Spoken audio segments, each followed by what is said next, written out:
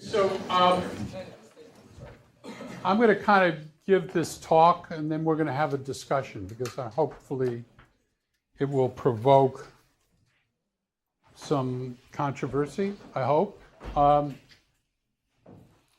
I come at this subject with both optimism and humility.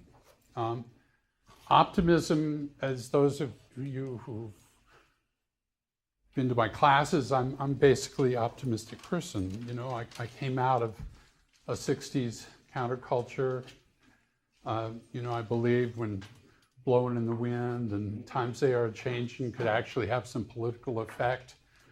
I went to work for Bob Dylan in the 60s. I was at Newport in 1965 when he went rock and roll, and in a way it kind of changed my life. I was going to be a lawyer. I was going to Princeton, and I ended up joining the circus, much to the consternation of my father. I'm also an optimist because I started a broadband video streaming company in 1996, right?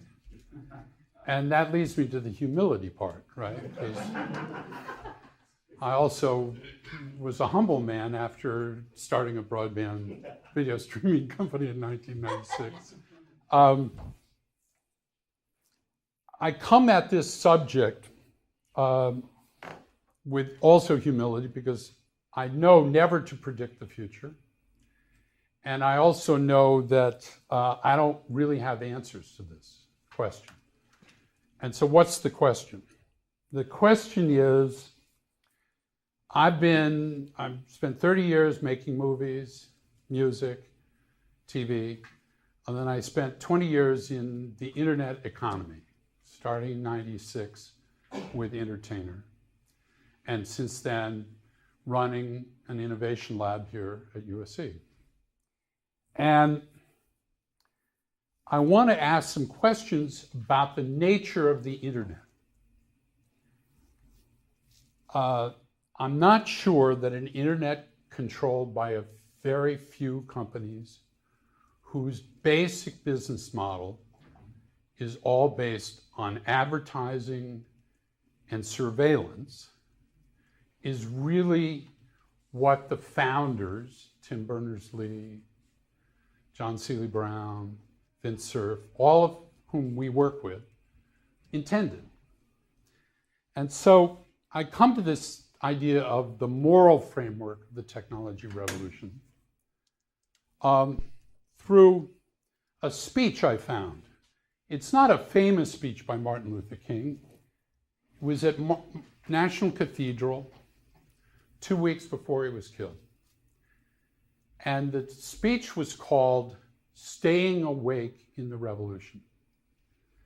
And his thesis was that we were about to go into a technological revolution that would change everything.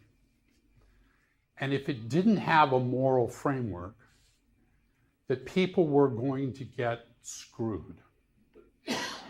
And so he used the trope of Rip Van Winkle in the speech. He said, so Rip Van Winkle walked past this tavern, and there was a picture of King George III on it.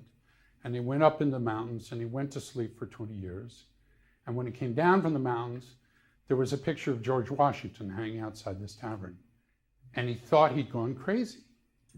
But actually, he had just slept through the revolution. That's what had happened. And so King said, too many people find themselves living amidst a great period of social change, and yet they failed to develop the new attitudes the new situation demands. They end up sleeping through a revolution.